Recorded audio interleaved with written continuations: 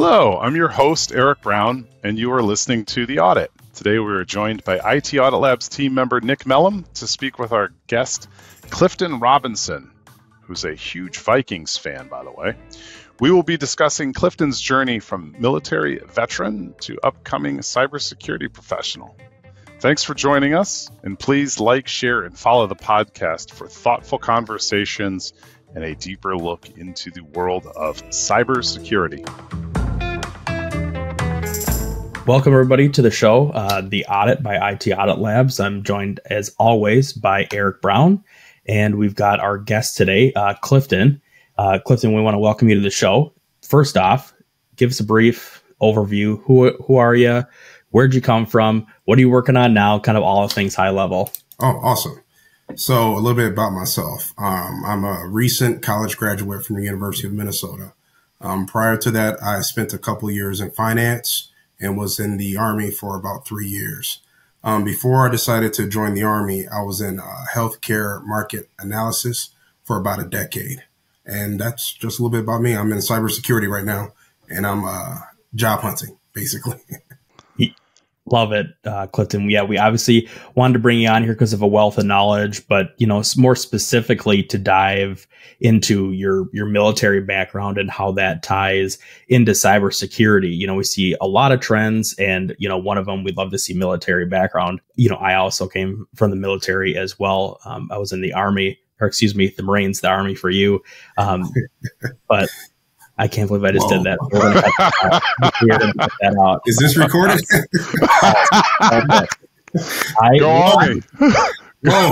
I'm jumping out of the podcast. Clifton, you converted him, Clifton. I cannot believe I just did that. Oh my gosh. Hey, got to recompose. Well, while you're recomposing, I got a quick aside about Clifton. So, Clifton, certainly you as well, Nick, we've been working together about almost a year, Clifton, I think, right?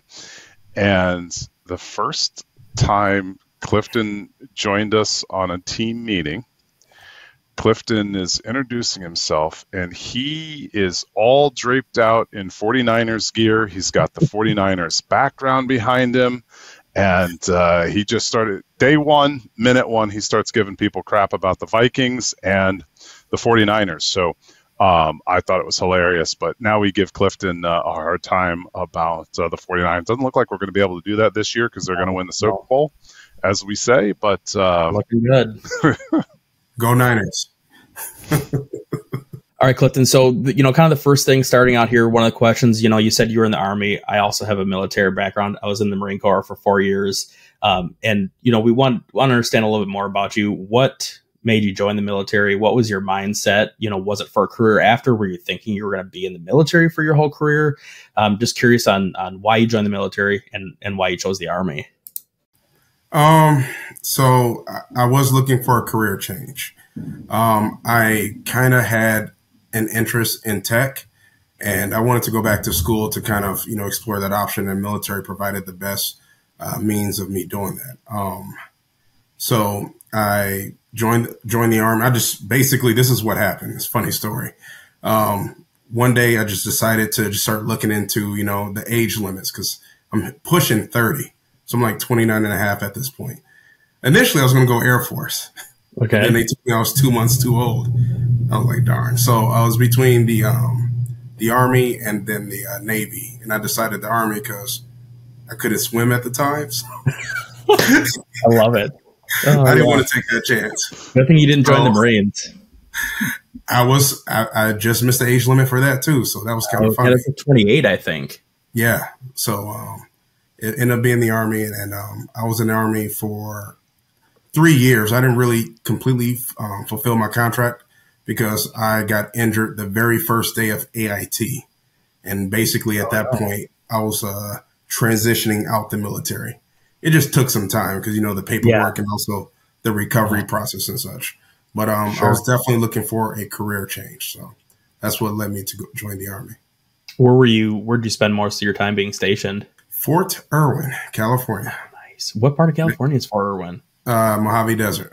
It is. Okay. Because I know I spent some time at 29 Palms, which like down by Joshua Tree, and yeah, there's not much to do out there, that's for sure. So everybody partakes in all kinds of bad things that they shouldn't be doing. But when you were in the Army, what was your job? What was your MOS? So my initial MOS was intelligence, but after the injury, I had to reclass because I wouldn't be able to fulfill kind of all the duties of that MOS. So I was reclassed into logistics, and then I was sent to the training center, which is basically where they send soldiers who are recovering from injuries. So Sure. this is a non-deploying duty station, and also those who do not want to deploy so they can spend more time with their family. Yeah, there's a lot that goes into it. And, I know a lot of different Marines that spend some time similar to you, being injured. Unfortunately, that's a part of the gig. But throughout, the 3 years that you spent, do you think that the military did that lead you, to your career path now? How did that help you? When you were more specifically, when you were transitioning, did you draw back to your military experience, going to school and whatnot? The military definitely changed my life completely because of the schedule. Oh yeah. Since I've been in the military, I am completely routine. I know what I'm doing every 30 minutes of every day. Like I have a calendar even that my partner uses to kind of know what I have planned on for the day. Just kind of like, hey, whatever you want me to do, throw it on a calendar. You don't have to tell me. I'm always checking the calendar and such. So that If you're not 2 minutes early or late. well, seriously. So it just makes life so much easier for me, right? I agree. I even have the time I get up and the time I go to bed. Sounds bad how much time I spend with my son, but don't judge me. I get it. I just make sure that, I know what I'm doing every day and such. So that was one huge benefit about the military. And it really helped when I went back to college because initially when I went to school in 2000 versus going back in 2019, it's a completely different atmosphere and environment. And teaching, how they teach is completely different. So I had kind of a similar experience too. I went in when I was 20. I started school and was going to go the officer route because I always wanted to join from a little kid. I draw all the way back to 9/11, and I'll never forget when Bush was talking about invading Iraq and so on after 9/11, and I remember seeing the Marines and the Army going in, and I was like, I'm going to do that. I got to go do that, and when I went to school and I, kind of like what you were saying, the different style of teaching, whatnot. And I was like, what am I doing here? This is not for me right now. And left. And that same day went to the Marine recruiter and basically said, when can I ship out? Let's rock and roll. So did that. And then 4 years later, used the GI Bill to go to school and reap those benefits after all those experiences. So I agree, though, with you. The regiment of being, disciplined in your time. And I think I still do that to this day. I have a notepad right here and I write down all my tasks for the client throughout the day, what I want to get completed. If for whatever reason it doesn't, goes to the next day's list, but I have those tasks written out. And if a meeting arises, I want to be early, right? So I feel that from you as well. From a military movie standpoint, what do you guys got? What's your favorite movie? Ooh. Oh man, that's a tough one. Heartbreak Ridge is high on the list with Clint Eastwood. Okay, that's a good one. There's been a bunch of recent ones. What is it? 12 Hours of Benghazi was a good one. But yeah, there's a bunch of old ones. How could you go wrong with Top Gun and all that stuff too? Sure. I like Rules of Engagement. That was interesting. That's a good pick. How about yourself, Eric? Do you have something that was on top of your mind?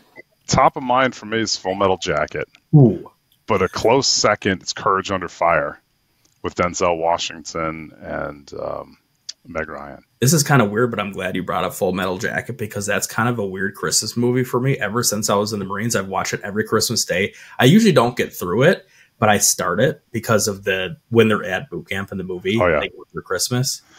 It's like two movies, right? It's like you have the first half and the second half. I've probably watched the first half 100 times and maybe the second half like 15 times. Yeah, because Gunny he's just legendary in that beginning part.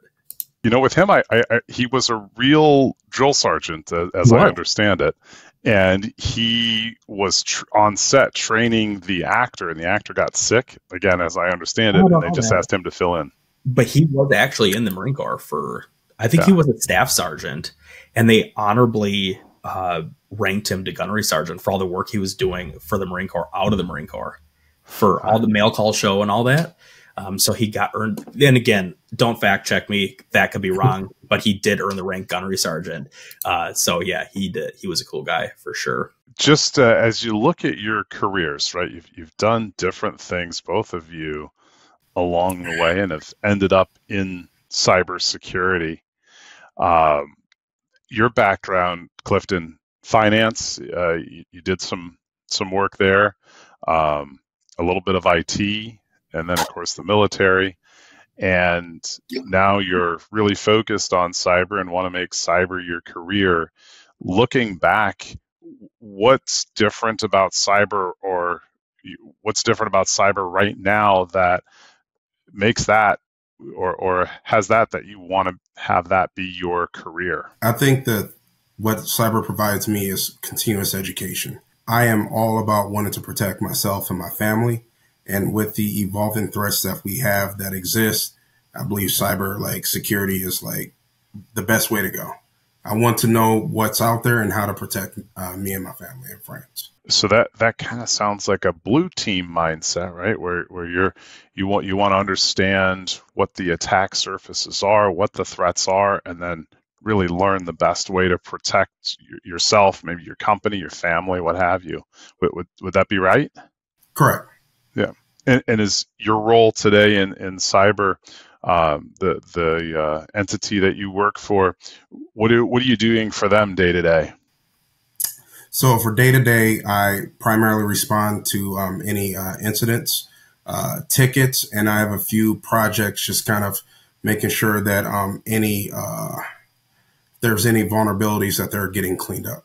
And what do you want to do? You say you're job hunting right now. What is it you're looking for? So I'm still looking to stay in the incident response kind of SOC analysis role. That's kind of where I've been doing most of my studying and where my work experience has been. Got it. And maybe just to clarify, why are you looking to leave the organization? Why am I looking to leave? It was a temporary position. So sure. Contract will be ending here soon. So, and as you look at where you want to go with your career, where do you see cyber going over the next 10 years?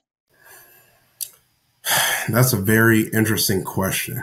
I have my thoughts on it. You know, a lot of things are done remotely, and there's a lot of providers that kind of provide infrastructure and defense for a lot of organizations. I do believe within the next 10 years, cyber defense will be more hybrid.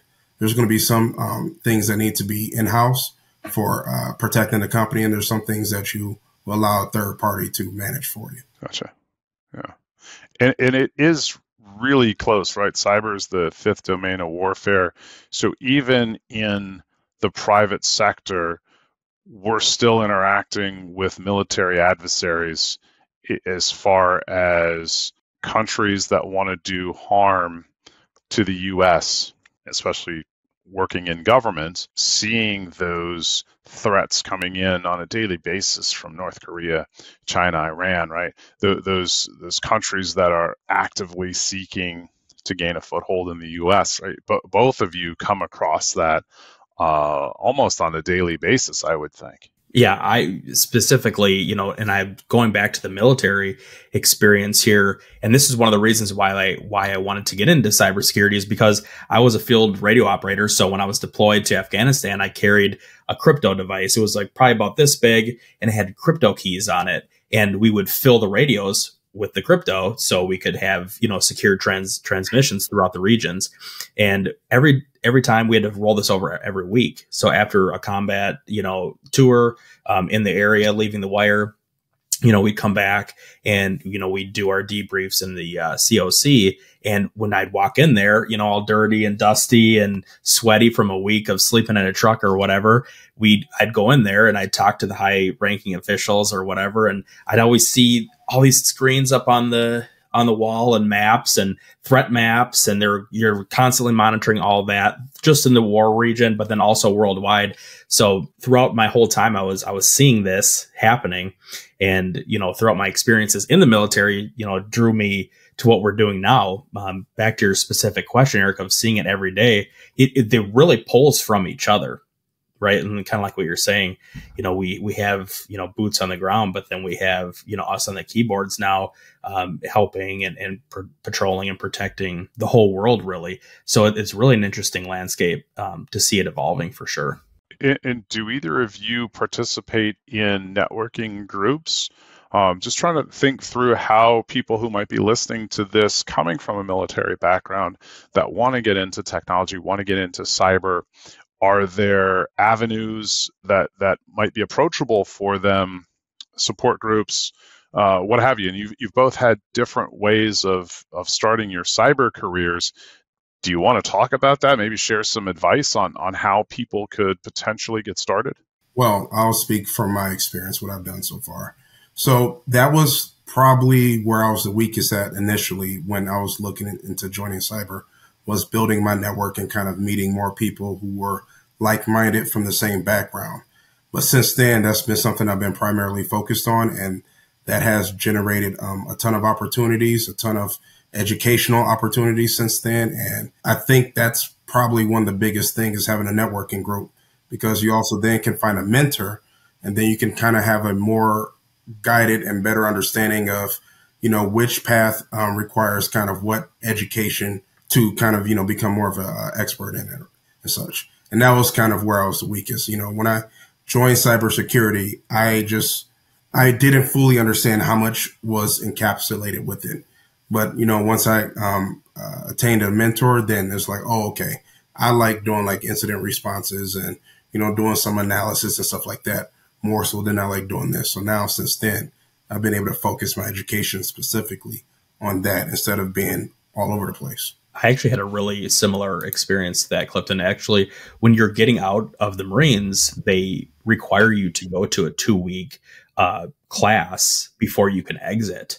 And that's more so probably for the public safety as well, because you're kind of a wild man or woman getting out. So they want to make sure you're ready to enter the civilian world again. But they're also making sure that you're prepared. They're arming you with the tools, either to go to school or to get a job. And throughout those 2-week experience, I was actually linked up with a gentleman in Minneapolis when I lived in Minnesota, that he reached out and we linked up with each other. And when I got back, he became my mentor, and he really helped guide me to not only different groups, but to start school. And then everything else that goes on to coming into the civilian sector again, healthcare and whatnot, but more specifically, to school and getting into school, getting a job. And because, Clifton, what you were saying, there's so many avenues in cybersecurity or in IT in general, but then you have, a whole vast landscape in cybersecurity of what direction you want to go to.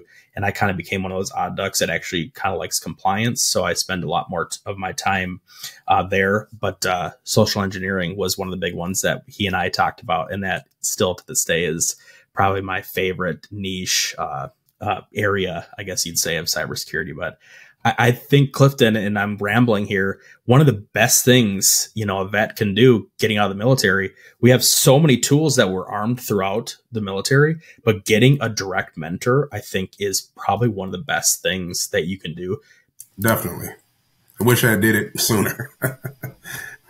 Where did you find your mentor, Clifton? The University of Minnesota has a mentor program. And even though he was more in database management, he was kind of telling me about the different IT groups locally and such.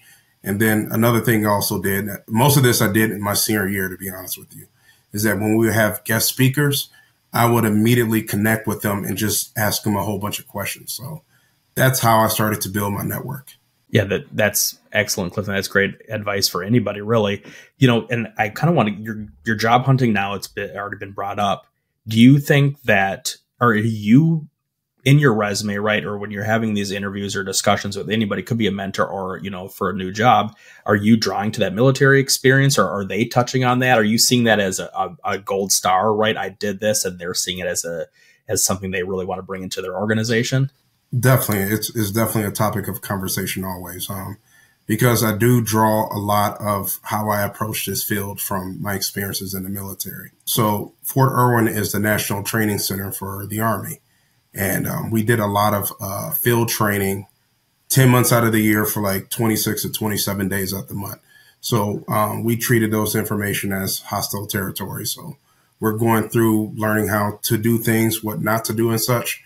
So having that kind of training and background, it also provides them with information on how, you deal with adversity, if you have any leadership qualities, because, if you spend so much time in the military, eventually you're going to be put in a leadership position and sent to leadership, not like training where become a sergeant or a staff sergeant and such.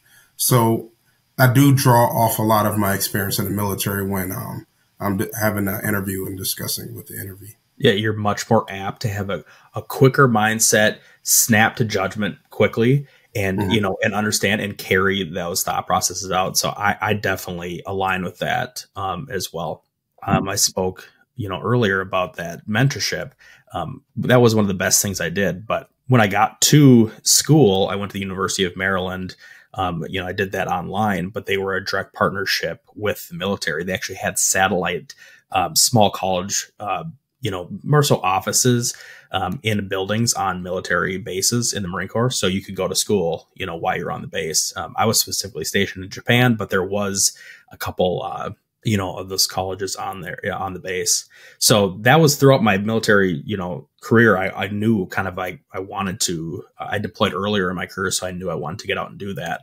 And then I jumped out, and when I got into school, the military was one of the biggest, best things I had ever done, because what Clifton spoke to about the timeliness, quick judgment, and you are probably one of the hardest workers because you're older and you're going to school now. So you're 25, 28, 30 going to college, and there's 18-year-olds. I went online, but the kids that were on our video chats were younger. So you kind of have that Billy Madison effect.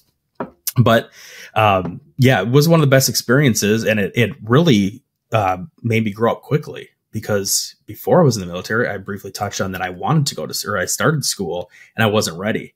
At that point, when I completed my military experience, and, after that I started school, and it was much more different. I was studying, I was on track, and, it went smooth and quickly. So that was, the military did wonders for me. And then also to get in the career path once I was done with school. Clifton, I asked you about that. How is that aiding you in getting a job? And I think, employers, they love to see military experience, because generally they don't have to worry about you. They know you're going to be on time. You're going to complete your tasks. And if you are working for a specific client, that works with other clients, or is acquiring other businesses, whatever it is, they love to see military experience on their staff. So, if we're hiring and looking at resumes, every time we see somebody in the military, I usually want to look at that one first, not because I'm just interested in the military, but I know that he probably has character that we want on our team. Or she. I definitely would concur. I mean, your day becomes very, a lot of repetition. You get up at 5 a.m., you're at PT at 6, you go grab breakfast, then you're working from 8 to 4 or whatever it is, depending on your MOS. And then, you get a few hours to yourself, and depending on, what's going on. But the thing is that you understand routine, and everything becomes second nature to you. So then once you start applying that to cybersecurity, you got these tasks that you want to accomplish. It's easy to kind of put them in order of what's most critical, and, allocating your time properly and such.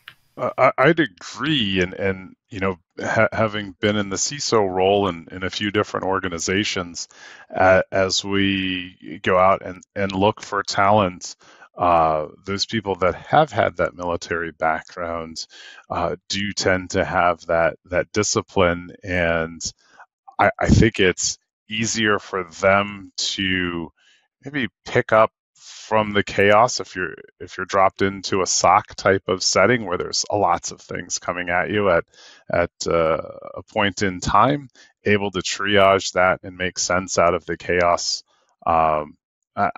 Maybe not better than somebody in a non-military background, but probably more quickly of being able to come up to speed if it's something that you've never seen before. And Clifton, I know that was the case too with you, right? You were onboarded, and then the next thing you know, you're seeing tickets and you're seeing lots of IOCs coming through and working on triaging them, which that's been great and fun all on its own. Kind of makes me think about kind of what you learn in college versus kind of what you do when you're actually on the job. So college does a good job of introducing you to different aspects of technology. But as far as like whatever path you decide to walk, you have to be self-motivated to want to go and learn that information to put yourself in position to be a qualified candidate. I took security and networking at the university. I got certificates in both, but those were just really just a surface level. So, I had to go spend time outside of classroom settings. Even when I got my first internship outside of the work and classroom setting, where I had to go dig in a little bit deeper and kind of understand what is expected of me in this field. And, what do my employers want me to kind of already know and what they expect me to learn on the job. Yeah, I was going to bring up something similar to that, Clifton. Is there something that you can touch on that you wish that you would have learned in school that you probably taught yourself now, but is there something that was missing in school that was big that you're like, wow, I can't believe they didn't, go over that or touch on that? So yes, but I had conversations with the program director actually about this at my school, because he taught my C programming class. And he was big on understanding C. So there's a lot of C classes, and it was implemented and throughout, like when we did a database, because we had to take a class in kind of every path. And I had these conversations with the professors. They say, hey, whatever you want to do, you kind of going to have to go do a little bit more research and understanding. There's only so much a traditional university can do for you. Now, I think if I went to a trade school where it's like more geared towards, we're going to teach you cybersecurity. And that was an option for me. But being that at some point I did want to get into management, I wanted to get my 4-year and possibly eventually go get my graduate degree. But that's why I took that path. But they understood. We had conversations about, this is what we can provide you, but you also have to be diligent and, doing your own research as well. I'm a resource for you if you need help. And I think that's so important, Clifton, the networking side of any career, specifically information security, cybersecurity, the connectedness that we have amongst each other as humans. Cybersecurity as a whole is a male-dominated, unfortunately, career, right?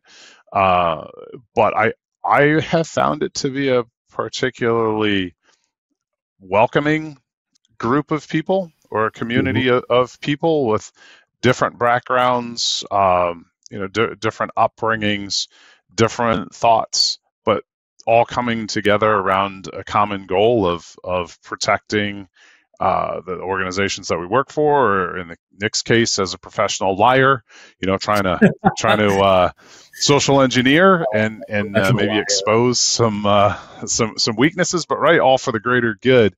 And there are lots of community meetups in the area, right? You don't have to just be around a big city. They're online. I personally think the interpersonal connection, if you can meet in person, is a little bit better. But even going back to the old school, the 2600 magazine, if I don't know if you guys are too young to know what I'm talking about with 2600. But this used to be a magazine on Phreaking or phone hacking, right? The brown boxes, the gray boxes, back in the day when you'd have payphones and put quarters into them or whatever denomination, dimes and such, you would have the ability to emulate a tone that would sound like the phone was receiving payment, and you could make long distance calls by replaying those tones. I remember in high school, I'm going back a couple of decades, but there was a payphone outside of an arcade we used to hang out at, and you could use the phone and make a free phone call if you stuck a unfolded paper clip into the receiver and then pressed it up against the phone itself, and kind of creating a circuit and grounding it.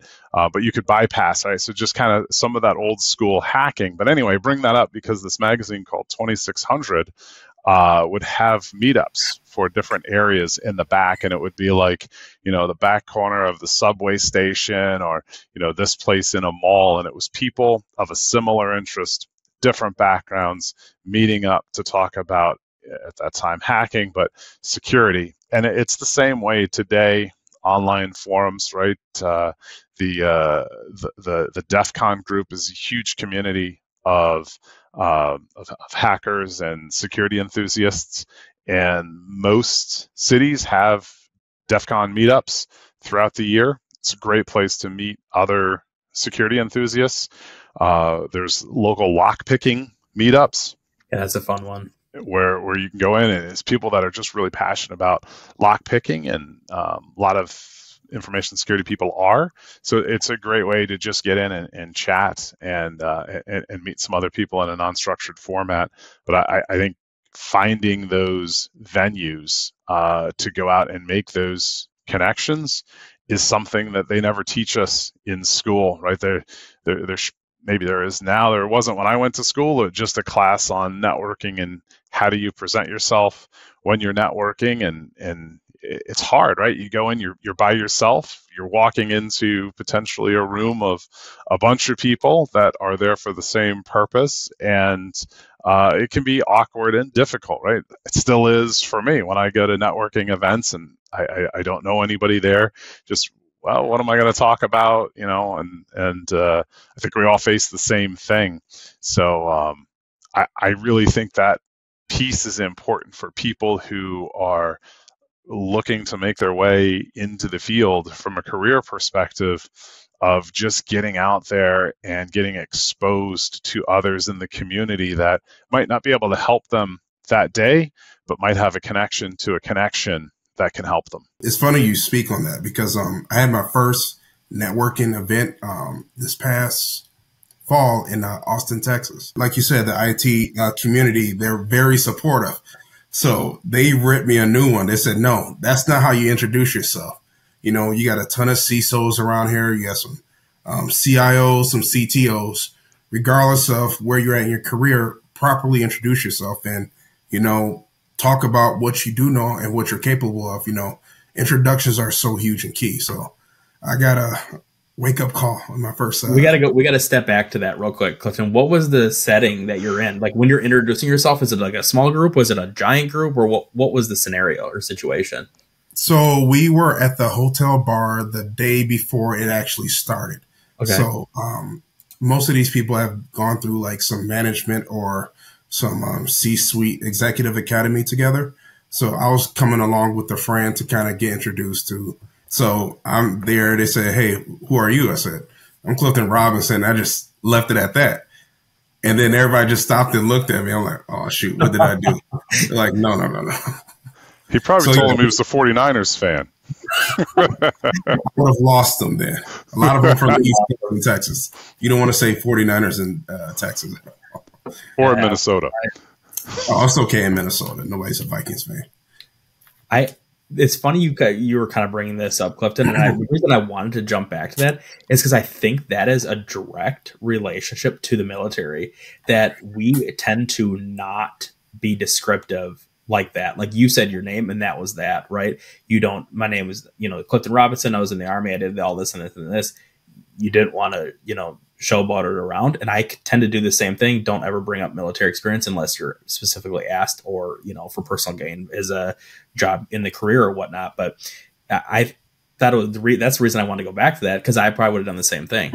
Maybe get a brief background of what I do in IT, but I wouldn't have brought up anything else similar to what you did. So that I thought was funny. But I was imagining it was like a room of like a couple hundred people, and you're up on a podium, and you just said, "I'm Clifton Robinson," and walked off. No, done that. That would have been a mic drop. That's all you need to know. That's all you need to know. Definitely would have been funny. When you go to these events, do you talk about how many cats you have, or what do you do to break the ice? I was actually waiting for the cats to get brought up. That was, how long are we into this? Because that must be a record. No, I leave the cats out of it. I leave it all out. And I kind of learned as a social engineer, I like to watch in the back and in the rear with the beer. I like that saying. Yeah, so no, I don't. I tend to not bring up the cats, and I like to keep it on track, I guess. Clifton, I don't know if you know this, but I think Nick's talking about getting one of those hairless cats. You know, the hypoallergenic. They're completely shaved or hairless or whatever they are. Good luck with that, Nick. I'll let you know how it goes. Outside of work, what do you guys do for hobbies? Like what are you guys into? My hobbies currently tech related. I'm really learning pen testing right now. So that's kind of been something that I'm trying to become more purple team than just strictly blue, because I kind of want to understand both sides of the coin. And I think it would make me a better defender if I knew how to attack weaknesses. Kind of the same approach I had when I was in sports, to be honest with you.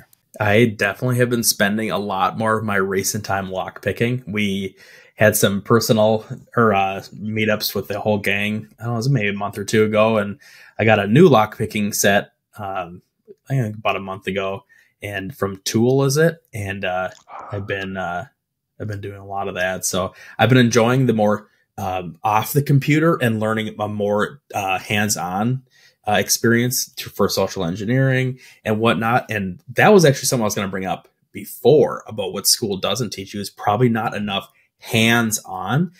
I spent a lot of time, just writing papers and, speeches, which is good, but there was just, from my standpoint, there wasn't enough hands-on either.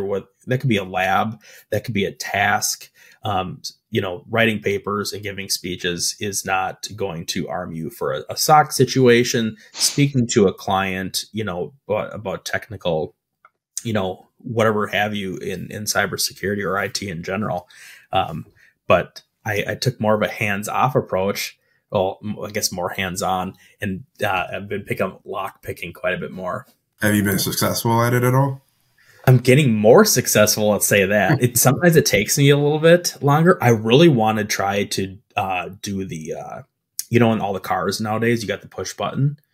You can get the kit to, get that frequency and lock or unlock the vehicle. But I'm kind of scared to try it on one of my own vehicles. My wife and I's, both of our cars do have the push button, but I'm scared to try it because I don't want to get it locked out and have to go through that whole thing. So we'll see how that goes. The Flipper Zero there, right?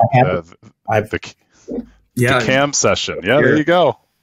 We did a good podcast on that, Clifton, with Cam Birkland, who walked us through the Flipper Zero. Yeah, I happen to have one too. Oh, you do? Don't connect it to your garage opener. Oh, that's what Cam did. How come, Clifton? Why? Because you can mess up the frequency from the actual garage openers. Yeah, it took me a second to fix it. I had to completely reset it and reprogram it. That reminds me, this is going back to my Thomson Reuters days, and this is probably close to 2 decades ago. We were working on at the time I was leading a group that was essentially responsible for infrastructure projects across Thomson. This was pre-Reuters. It was Thomson Financial's data center environment, and I was based in Manhattan, and we were up in the Boston office working on a problem. One of the financial systems that was hosted out of Boston, there was a problem with it, and the person who was a senior director at the time, he might have been a VP. I think he was a senior director. His name's Mike. I'll keep his last name hidden in case this gets back to him. But he was all worked up, and because he was responsible for getting the service back up and it didn't have really anything to do with my team. He needed us to build something out at the time, and he was animated in this war room that we were in. He's like, Eric, we need this done. Why isn't this done? Whatever. And I looked and I said, well, Mike, a lack of preparation on your end doesn't constitute an emergency on mine. And it was the wrong thing to say at the time, because that got him more heated, and I had to hear about it, much later. But it kind of is that, it just is that mentality around preparation and being responsible for your own kit, right? For your own group, your own self, and not passing that on or trying to shift the blame to another part of the organization. And I think as we talk about people that do come from that military background, the sense of responsibility is clearly there, and that's very much appreciated. Absolutely, I totally agree. My best piece of advice, as I mentioned earlier, is building a network and getting a mentor. And be prepared to, really do your due diligence and, educating yourself on the field. I mean, I think that's the most important thing. A lot of times people say they want to do something, but don't understand how much work it truly takes when you want to kind of specialize in something. So this is what you want to do. Be prepared to really dive in. So. Yeah, I would say something similar to what Clifton said. Get that mentor, get somebody to teach you what it takes to get to that final destination. Many years ago, I think, somebody that was hiring a new employee, they want somebody that's good at a lot of things, right? A jack of all trades. I think it's a lot of times in the not only the military, but, outside, with us doing the work in IT now, they want somebody that's good at everything, but maybe they're really good at another thing, right? Like that's your specialty. You can really hone in on that. And I think that's one piece of advice that I would give to somebody getting out of the military. Go to school for cybersecurity or whatever have you, but really pick something and become a master at that, and then move on to something else and continue to learn that, but pick something and really, really devote your time and learn that, become really proficient, and then continue to learn things around the way. But, that's something that can bring great value to an organization, especially if you know something that they don't, or somebody else in the organization doesn't already know that you can bring to them. So I think that's a unique experience, is to just dive in and become really loyal to a specific craft and then hone those tools. I love everything that was said. I'll just leave it with the military folks have a one-up because they've gone through that discipline training. And I say embrace that, leverage that, right? Be 5 minutes early to the meeting. Be the one who's always there, either early, late, right? The Tiger Woods mentality. He's out. He's the first one on the practice green. He's the last one to leave.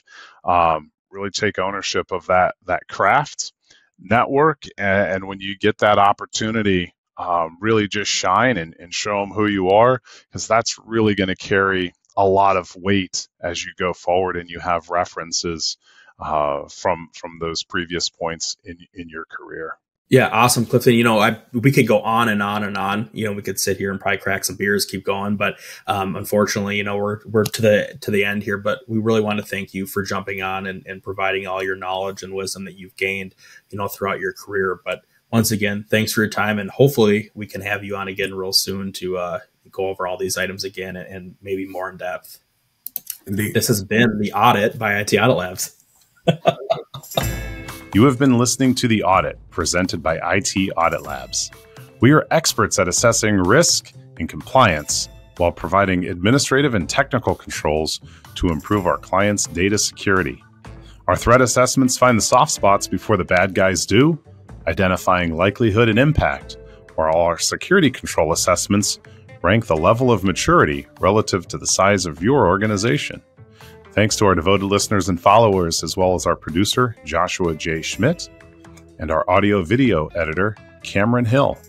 You can stay up to date on the latest cybersecurity topics by giving us a like and a follow on our socials and subscribing to this podcast on Apple, Spotify, or wherever you source your security content.